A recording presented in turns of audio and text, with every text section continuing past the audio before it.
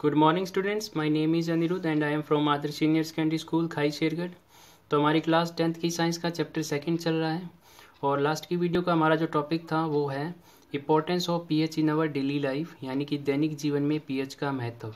इससे संबंधित हम 2 ऑलरेडी पॉइंट कर चुके हैं। ठीक है, तो आज का जो हमारा टॉपिक है वो यही है, importance of pH in our daily life. तो आगे हम इसको करने वाले हैं।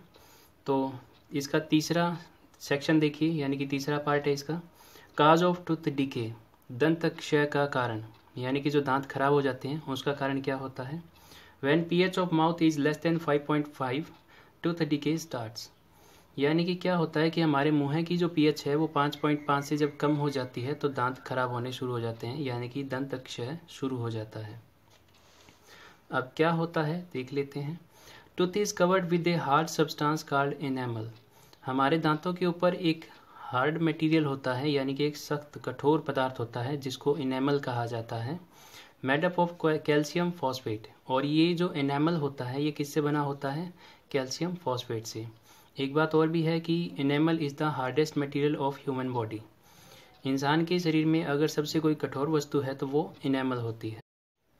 Bacteria present in mouth produces acid by disintegration of food particles remaining in the mouth after eating, यानी कि भोजन करने के बाद यदि अच्छे से मुंह को साफ ना किया जाए तो कुछ जो भोजन के कण हैं, यानी कि खाद्य पदार्थ के जो कण हैं वो दांतों के बीच में फंसे रह जाते हैं और इस खाद्य पदार्थ को जो बैक्टीरिया होते हैं मुंह के अंदर वो किस में बदल देते हैं, एसिड के अंदर।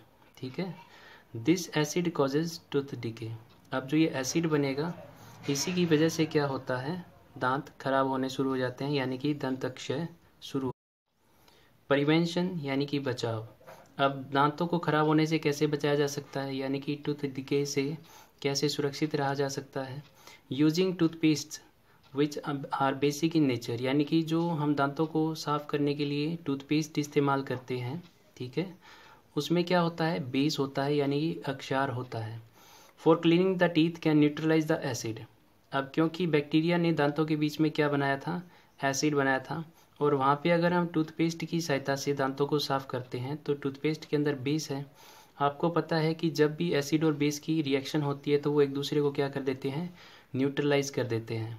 ठीक है, तो टूथपेस्ट के इस्तेमाल करने से मुँह के अंदर जो एसिड है वो न्यूट्रलाइज हो जाता है और दांत खराब होने से बच जाता है। Next topic, self defence by animals plants through chemical warfare, यानी कि रसायन द्वारा जंतुओं और पादपों की आत्मरक्षा।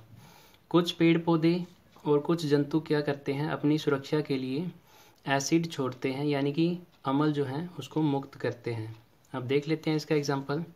Honey bee sting leaves an acid which causes pain and irritation, जैसे कि मधुमक्खी का डंक जब भी लगता है, ठीक है, यानी कि हनी बी स्टिंग होता है, तो उसके डंक के अंदर क्या होता है कि अम्ल हमारी त्वचा के अंदर चला जाता है।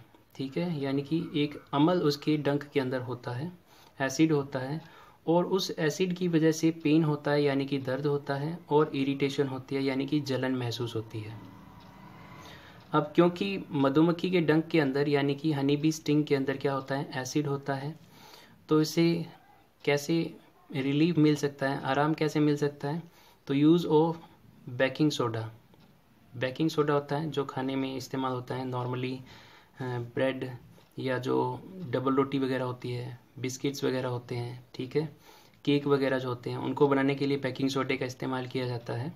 तो बेकिंग सोडे का अगर उस जगह पे यूज़ किया जाए जहाँ पे हनी बी स्टिंग हुआ है, यानी कि मधुमक्खी ने डंक लगाया है, तो उससे आराम मिल सकता है, क्योंकि हनी बी के स्टिंग के अंदर क्या होता है, एसिड होता है, और जो बेकिंग सोडा होता है उसके अंदर क्या होता है, बेस होता है। ये एक प्रकार का माइल्ड बेस है, तो इससे राहत मिल जाती है। ठीक है, यानी कि जलन और जो दर्द हो रहा होता है वो कम हो जाता है। प्लांट्स के केस में stinging hair of nettle leaves acid causes burning pain. Nettle जो प्लांट होता है वो पेड़ जंगल के अंदर पाया जाता है, ठीक है, यानी कि एक प्रकार का वाइल्ड प्लांट है।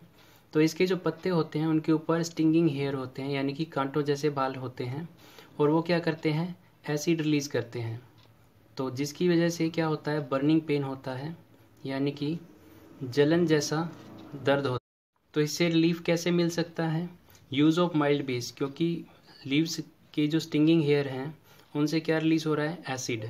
ठीक है, तो उससे राहत के लिए क्या यूज़ किया जा सकता है, माइल्ड बेस जैसे कि बेकिंग सोडे का इस्तेमाल किया जा सकता है।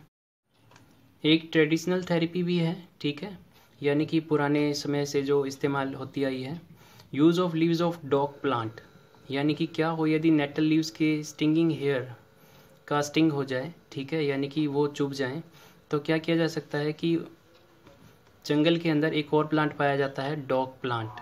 ठीक है, तो इसके पत्ते अगर लेकर जिस जगह पे वो कांटे चुभे हैं उस जगह पे अगर उनको रब किया जाए, रगड़ा जाए, ठीक है, तो क्या होगा कि इसका जो दर्द हो रहा है वो समाप्त हो जाता है। Next topic, common salt, NaCl।